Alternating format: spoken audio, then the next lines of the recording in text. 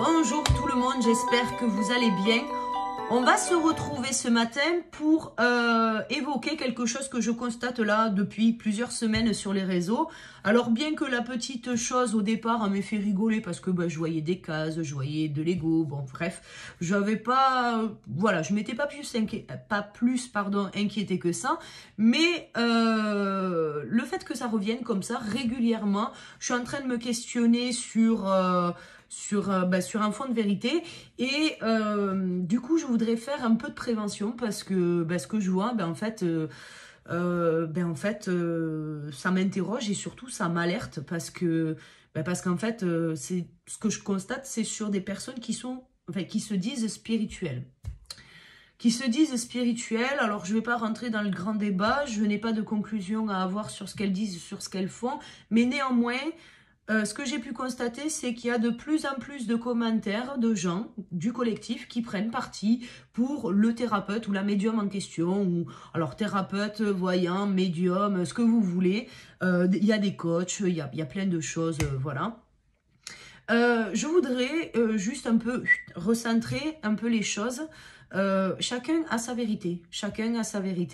Et un médium peut pratiquer sa médiumnité telle qu'il a envie et de la manière dont il ou elle la conçoit. Il n'y a pas de case dans la spiritualité. La spiritualité est la connaissance de soi. Point barre.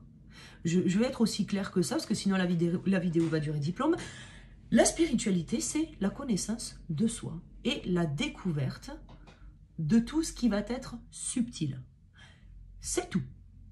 Donc, pour les plus réfractaires qui seraient en train de me regarder et de dire « Mais non, Caro, c'est pas ça », je t'invite à aller sur G2O, tu tapes « Spiritualité, définition », tu regardes. Voilà. Moi, j'aime bien remonter à l'origine des choses et qu'il ne faut pas tout déformer. Parce que, il y a plein de choses qui sont déformées par des courants. Donc, tu vois, on a plein de courants. Il en existe plein, tu vois. Et donc, du coup, après, il va y avoir, en fonction de chaque personne, une vérité qui va adapter. Et donc, du coup, on va pouvoir retrouver des coachs qui sont médiums, qui pratiquent l'Ayurveda, qui pratiquent, qui ont une multitude de pratiques. Et moi, je pars du principe, et c'est d'ailleurs pour cette raison que je n'ai jamais mis de choses en place sur mes vidéos pour vous dire il faut faire ça, il faut faire ci, il faut machin. Non, je suis pas votre mère, vous êtes assez grand. Hein, moi, je suis juste là pour vous mettre un coup de pied au derrière, voilà. Parce que nous, on va remonter là où ça fait mal pour pouvoir justement générer un bien-être durable, voilà. Donc déjà, je voudrais faire un petit récap, parce que voilà, je constate qu'il y a un peu l'amalgame, et notamment sur tout ce qui est tirage de cartes, parce que j'entends, il y a beaucoup de personnes, alors quand elles ne s'attaquent pas entre elles, il y en a qui vont dire que une médium qui fait du tirage de cartes, c'est de l'arnaque. Il y en a qui vont dire ah oui, il y a une espèce de truc à la mode là, une espèce de pendule magnétique qui, bon voilà, donc les mecs ou les nanas ils font des lives avec ça et ça marche, et tant mieux pour eux, hein, voilà. Mais d'autres se justifient en disant oui, c'est de l'arnaque, attends, il fait son truc avec un aimant, c'est absolument pas, qu'est-ce que t'en sais, voilà, j'allais te dire, avant de remettre en question la vérité de l'autre, remettre peut-être la tienne en question, tu vois.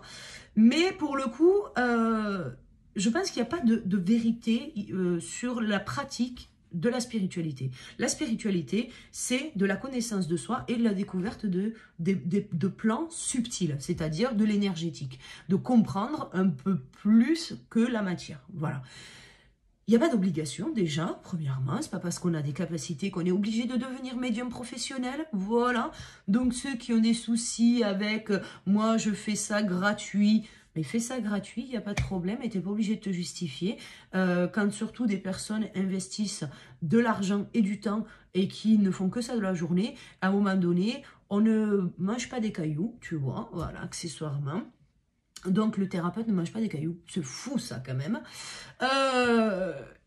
Donc, à un moment donné, s'il pratique toute la journée de ses propres capacités et qu'il veut se faire payer, bah, tant mieux, tu vois. À la limite, voilà. Et si toi, t'es pas en accord avec ça, bah, règle tes croyances limitantes sur l'argent et lance-toi, quoi.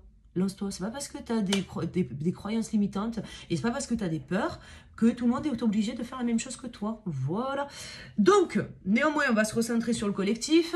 Ce que moi, je peux constater, c'est que du coup, très facilement, les gens, ils ont pris une espèce d'aplomb à dézinguer la vérité de l'autre. Sans justificatif.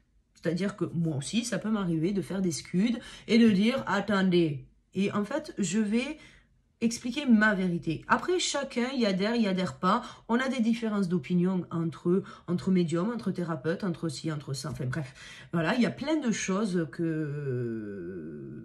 qu'on peut voir de manière différente, mais du moment qu'on arrive à pouvoir, chacun notre tour, s'expliquer. Voilà.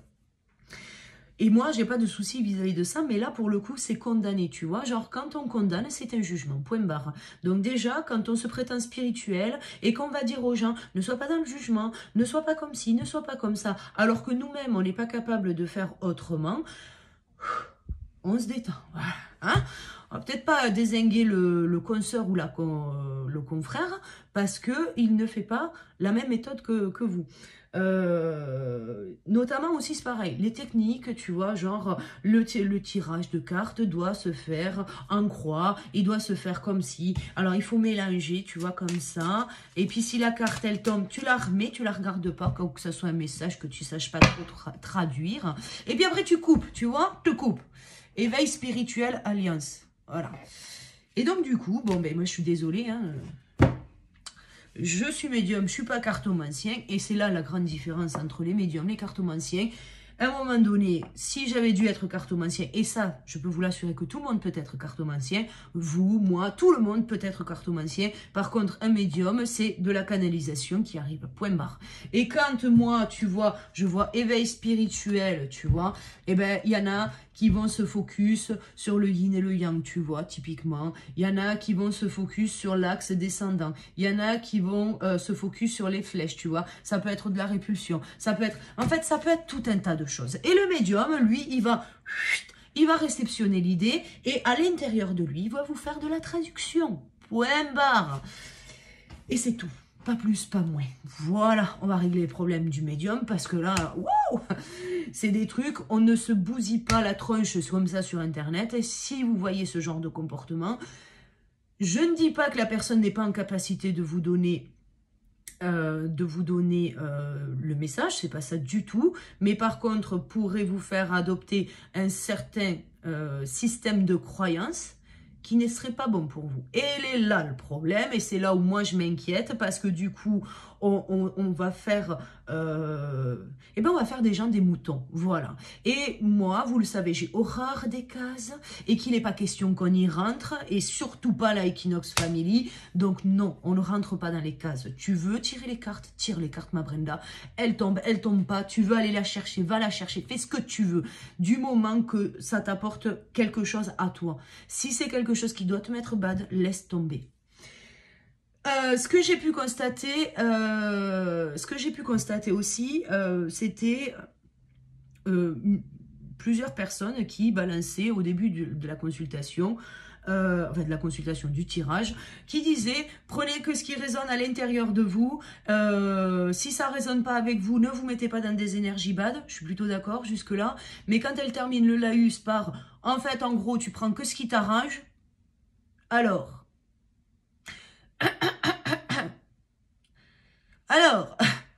vous voyez, j'ai même pas les mots. Tu prends pas ce qui t'arrange. Tu ne prends pas ce qui t'arrange. La guidance, et je dis bien la guidance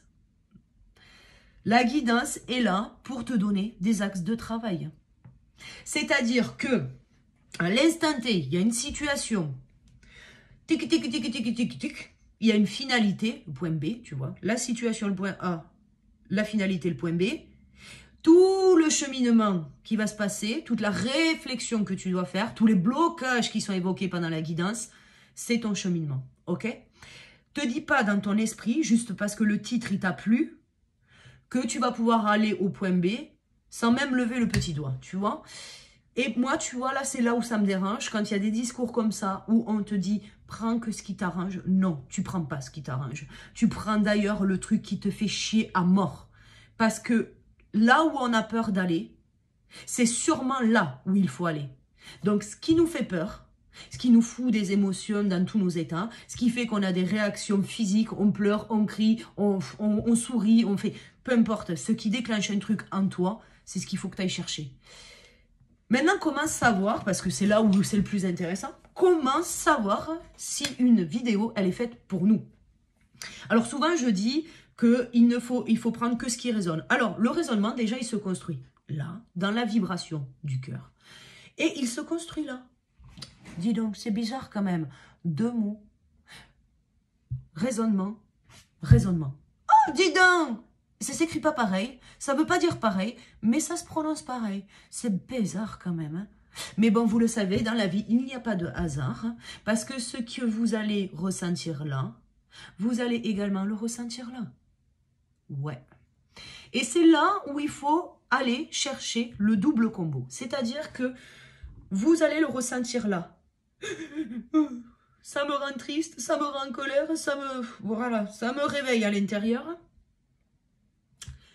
Et là, c'est pourquoi. Pourquoi ça te réveille, ma Brenda? Pourquoi à l'intérieur, tu ressens de la tristesse? Qu'est-ce que Caro, ou la nana, ou le mec, elle a pu dire pour que ça te réveille à l'intérieur? Voilà.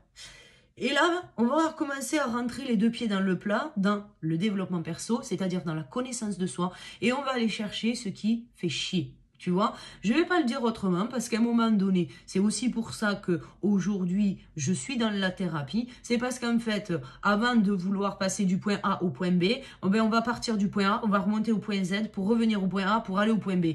Pourquoi? Pour avoir un développement durable, c'est-à-dire que on va développer notre manière de penser, mais surtout notre bien-être, notre manière de voir les choses, mais de manière pas éphémère, c'est de manière durable. Parce que quand on s'est débarrassé des peurs, des émotions, de tous les traumas qu'on a à l'intérieur, eh bien oui, on peut aller vers plus de positif, on peut faire de la méditation, on peut faire de la relaxation, on peut faire des affirmations positives, on peut faire des exercices de respiration, on peut aller vers des choses qui amènent du positif, mais de manière durable. Et il est là le truc. Et que quand tu auras fait tout ça sur une seule peur ou un seul traumatisme, il va falloir que tu refasses la même chose sur tous les autres. Voilà. Et il est là, tu vois le truc de non, tu prends pas que ce qui t'arrange dans la bricole. Et c'est d'ailleurs souvent que je vais vous dire, si vous ne devez pas remplacer. Le message que je vous donne, il est tel que. C'est quand je dis telle personne, elle a fait ça, elle a dit ça, elle a machin, je dis pas, oui, vous pouvez inverser les polarités, vous faites ce que vous voulez. Non, tu fais pas ce que tu veux. Non, tu fais pas ce que tu veux. Et c'est là où en fait on s'enferme dans des guidances à vouloir consommer de la guidance gratos sur Internet. Pourquoi? Pour quel objectif? Ben, juste rassurer l'ego. Parce qu'en fait, il n'y a pas plus en fait. Il n'y a pas plus d'objectifs à vouloir se persuader que ton autre va revenir. Donc du coup, ben, ce qui est conseillé sur la vidéo, je ne l'écoute pas parce que de toute façon, la finalité, c'est qu'il va revenir. Sauf qu'en fait, il faut cheminer du point A au point B. Et ça, en fait, tout ça, et c'est souvent d'ailleurs ce que je n'aime pas dans les vidéos des autres, parce que c'est pour ça que je ne regarde pas d'ailleurs, vous voyez, je n'ai pas à avoir un quelconque jugement sur leur manière de pratiquer la médiumnité, mais c'est qu'à un moment donné, je suis désolée, tu ne vas pas de l'instant présent, genre en mode, tu es en PLS sous la couette, ah, Doudou, il est là, et ils vécurent heureux et eurent beaucoup d'enfants. C'est pas vrai. Je vais te le dire, c'est pas vrai. Et ce n'est que se bercer d'illusions. Si maintenant tu veux rester dans cette situation-là, et c'est souvent d'ailleurs qu'on me dit, oui mais Caro, je comprends pas, on m'a annoncé qu'il allait revenir et il revient pas. Ben ouais, parce que t'as fait quoi? Ben t'as rien fait. T'as rien fait. Et je vais le dire, hein, c'est pas la faute de la médium ou de la voyante ou de la cartomancienne qui t'a fait le truc. Hein. C'est de ta faute. C'est de ta faute si t'as pas été au point B. Parce que là, genre, tu vois, si par exemple, je vais te le dire, t'es chez toi en mode PLS sous la couette et que Doudou, il t'attend à Carrefour du coin parce que la synchronicité, elle est prévue au Carrefour du coin, eh ben, moi, je vais te le dire, si tu t'es pas levé, que tu t'es pas habillé, que tu n'as pas été à Carrefour, eh ben, tu n'es pas prêt de le vivre, le truc. Tu vois ce que je veux dire? Et en fait, ça s'appelle des opportunités manquées. Tu sais ce qu'on appelle les actes manqués. Ben voilà. Et ben ça, c'est de ta responsabilité, c'est de la responsabilité de personne d'autre. Voilà. Donc, on ne prend pas ce qui nous arrange accessoirement. On ne prend pas ce genre de choses. Et puis, on arrête de condamner telle ou telle pratique parce que, voilà. Par contre, ayez conscience quand même, ayez conscience des mots qui sont quand même utilisés par les personnes spirituelles. La spiritualité n'engage que vous. Elle n'engage que vous. Que la personne décide, tout comme moi, je décide de faire des vidéos.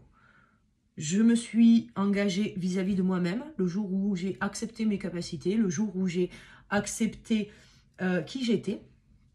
Mais par contre, à aucun moment, mon parcours à moi, du moins dans la connaissance de moi-même, m'a amené à devenir thérapeute. Rien. Rien sur mon parcours n'était d'aller forcément sur cette voie-là. J'ai voulu devenir thérapeute. Enfin, au départ, j'étais coach. J'étais coach parce que devenir thérapeute, ouais. On me dit d'expliquer la différence entre le coaching et la thérapie. Le coaching va vous amener du point A au point B. C'est une sorte d'objectif. Vous fixez les règles du jeu et nous, on est là pour vous aider pour aller au point B. En sachant que reconquérir l'autre, je le dis, ne fait pas partie du point B. Ça doit être un objectif purement personnel. Un thérapeute, un coach qui vous dit « je vais t'aider à reconquérir ton ex », c'est possible, mais ça sera que des techniques de manipulation. Autant être clair, voilà. C'est pas possible. Par contre, si tu as l'objectif de devenir plus féminine, si tu as l'objectif de devenir une femme fatale, ça oui, quelqu'un peut t'accompagner sur ça. Parce que c'est une question de mindset. Et le coach, il est là pour ça. Il est là pour te motiver, il est là pour te booster, il est là pour te donner les clés pour te faire avancer. Voilà à quoi ça sert un coach. Le thérapeute, lui, il a une autre fonction. Et effectivement, il va pouvoir aussi faire ce travail du point A au point B. C'est pas le problème.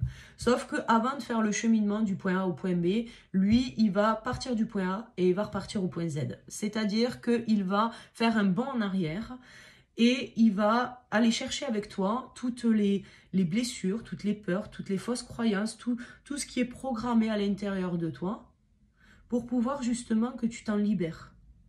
Et que tu t'en libères au point A. C'est-à-dire que du coup, tu pars du point A, tu vas au point Z et tu reviens au point A. Voilà ce qu'on a fait sur à peu près, allez, à peu près 4, 5 séances, 6 séances, pas plus de 10. Voilà. En gros, c'est un peu ça le travail, c'est que c'est pas plus de 10. La thérapie brève, et je tiens à être clair, c'est moins de 10 séances. Donc, faites vos calculs. Si vous arrivez, ça fait plusieurs fois que vous consultez la même personne et que vous en êtes toujours au même stade, que vous avez toujours les mêmes émotions, qu'il n'y a rien qui a avancé dans votre réflexion, c'est que la méthode qu'elle vous propose n'est pas pour vous. Voilà. Oui, après. Et après, il va y avoir le cheminement du point A au point B. C'est-à-dire que là, on est allé chercher, on a libéré avant, on s'apaise, on va chercher la paix intérieure. Et après, on va chercher de l'autre côté, quand on va faire la partie objectif, on va aller chercher la motivation, le développement de la confiance en soi. On va aller chercher des choses positives pour pouvoir nous donner de l'entrain. On va aller chercher les passions, on va aller chercher la sagesse, on va aller puiser à l'intérieur de nous toutes les forces nécessaires pour pouvoir aller au point B. Voilà. Donc, sur une thérapie complète, je dis bien complète, parce que souvent, on n'a que la partie libération émotionnelle, parce qu'après, les gens sont quand même capables de redéfinir les règles du jeu eux-mêmes. Mais on va dire que sur une thérapie complète, et je dis bien l'entièreté du truc, il va y avoir, allez, au grand maximum, 20 séances. 20, pas plus. Pas plus. Donc 10 sur de la libération et 10 autres si on veut développer du coup tout ce qui est confiance, motivation et tout ça. C'est d'autres objectifs d'avoir des clés pour pouvoir cheminer jusque-là. Ça, c'est les principales différences entre la thérapie et le coaching. Il va y avoir, dans le monde de la thérapie, il va y avoir plusieurs approches. vous avez des kinésiologues, vous avez des sophrologues, vous avez des naturopathes, vous avez tout un tas de choses. Et puis vous avez les personnes comme moi. Moi, je suis thérapeute holistique. Alors, je vais répondre à l'holistique parce que ça fait plusieurs fois qu'on me pose la question. Et puis, alors, la dernière fois, j'ai eu un petit commentaire qui me dit que je ne suis pas thérapeute holistique parce que je ne fais pas d'Ayurveda. Bien. La thérapie holistique, alors c'est souvent ce qui est utilisé aussi par les coachs, hein, notamment les coachs sportifs.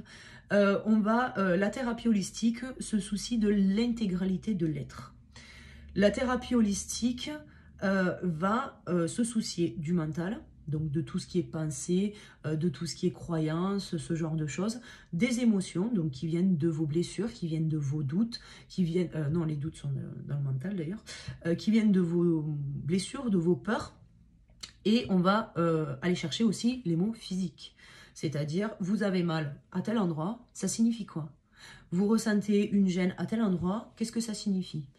Vous avez eu des arriérés, maladies récurrentes ou des maladies répétitives, des choses qui reviennent de manière régulière, c'est d'aller chercher l'origine, c'est-à-dire qu'on va dégrossir vraiment, on va effeuiller l'intégralité de votre être pour pouvoir aller vers l'essence de celui-ci.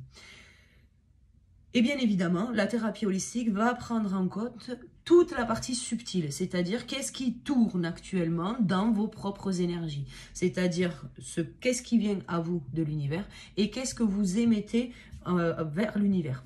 Ça, c'est l'intégralité de l'approche holistique. J'ai choisi cette approche-là parce qu'en fait, on ne peut pas, juste avec de l'affirmation positive, régler les problèmes émotionnels et les problèmes corporels et comprendre l'aspect énergétique. Pour moi, c'est pas suffisant.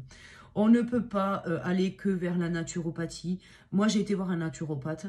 La nana, elle était au top. Franchement, c'était une très bonne séance. Mais pourquoi? Parce que elle avait un truc en plus parce que j'ai été la voir sur des compréhensions sur mon corps physique. Et en fait, elle m'a finalement pendant la séance, on a dévié total parce qu'en fait c'était purement émotionnel. Donc du coup, si elle n'avait pas eu cette casquette, j'aurais eu une consultation peu satisfaisante. Alors que là, c'était le cas. Il va y avoir la kinésiologie qui est pareil, qui est vraiment très très bien. Moi, j'ai testé aussi. Il y a des choses qui sont alors, j'ai testé plusieurs kinésiologues et j'ai eu des séances qui n'étaient absolument pas satisfaisantes. Et j'ai mon kinésiologue, qui est au top d'ailleurs. Pour ceux qui sont dans le coin, si vous voulez ses coordonnées, n'hésitez pas à m'appeler parce que honnêtement, je vous les passe avec grand plaisir. Et cette personne, elle a été déjà dans l'écoute, soucieuse de la personnalité. En fait, finalement, c'est une personne qui a su me faire lâcher une colère, une très grande colère que je pouvais ressentir. Et c'est vrai que c'était pour moi très libérateur parce que j'en ai compris beaucoup de choses après.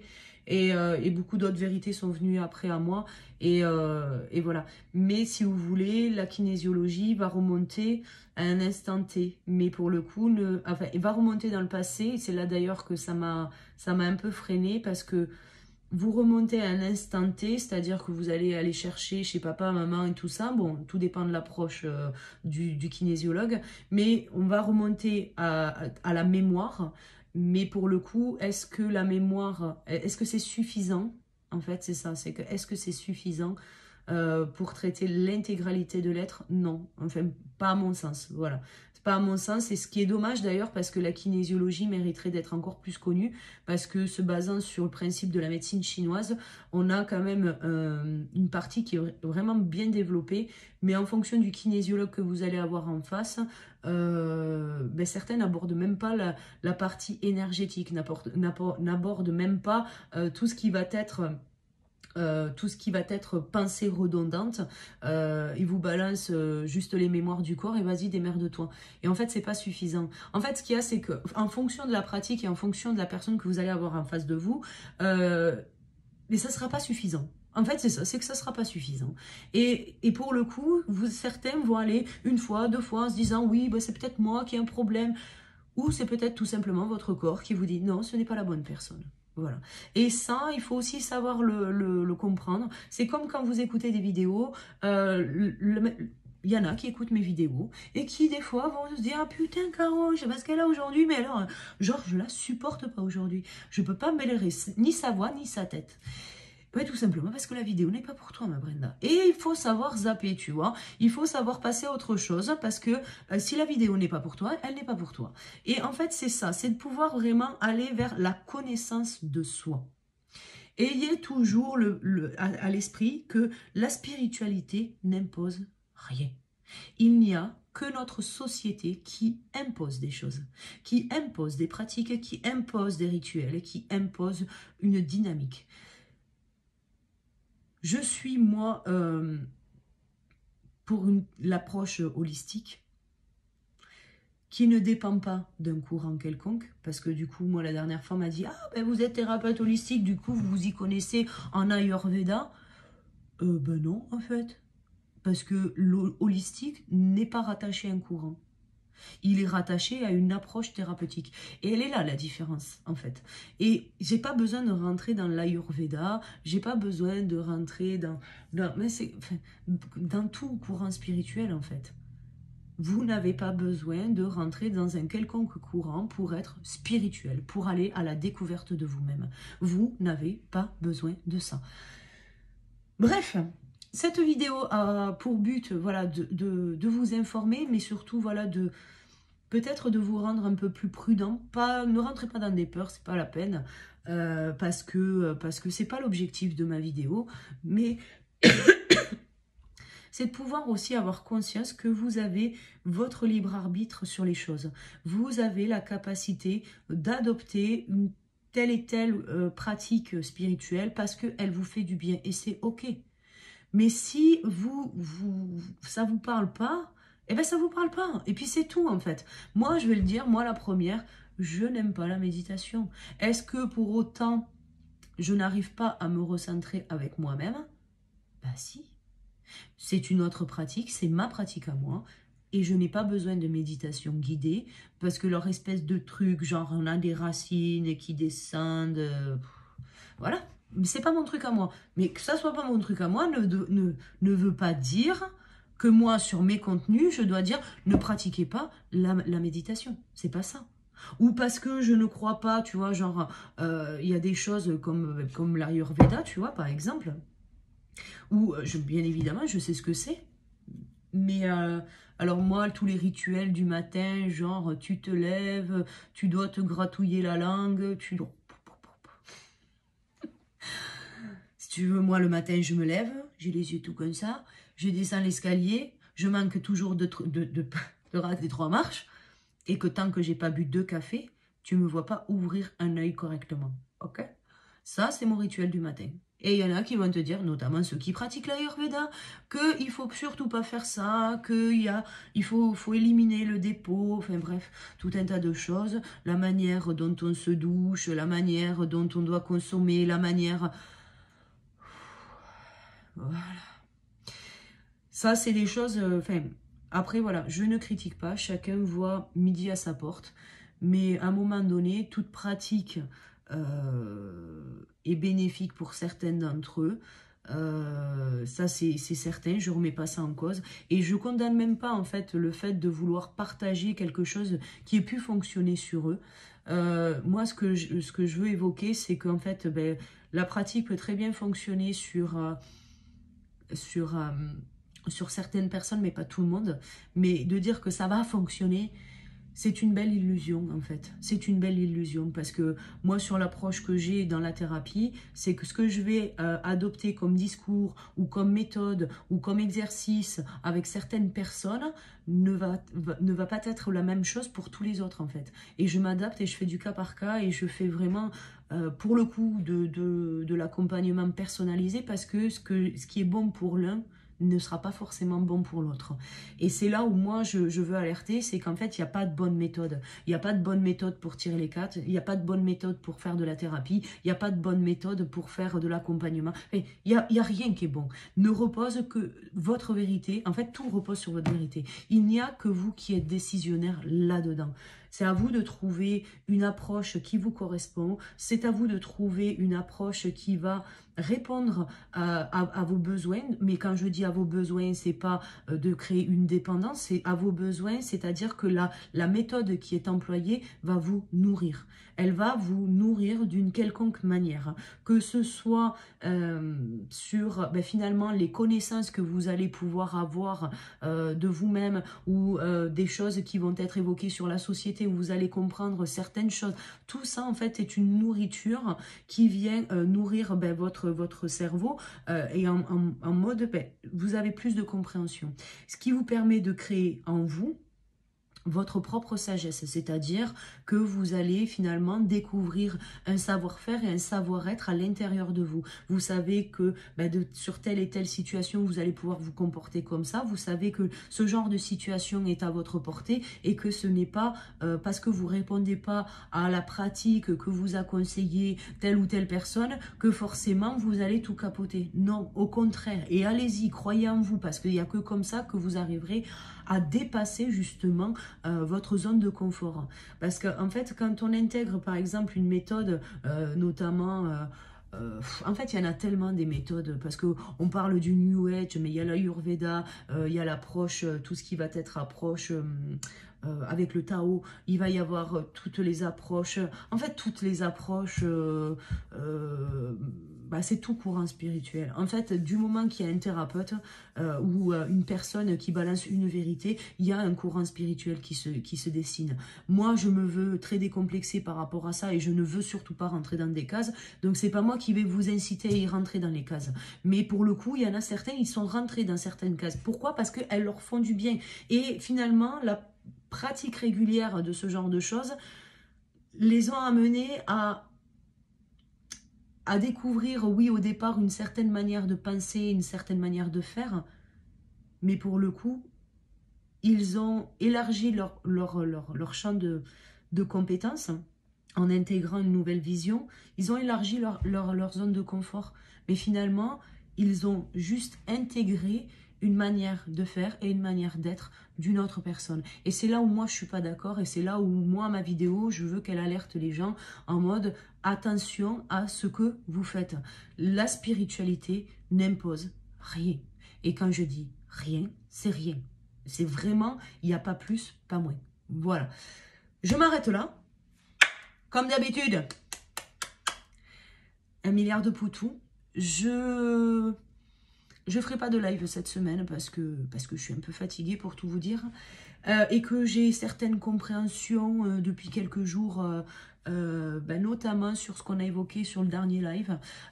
Donc n'hésitez pas à le regarder si vous ne l'avez pas vu. Donc je pense que je ferai un live la semaine prochaine parce que je serai dans de meilleures conditions. Voilà, dans de meilleures conditions.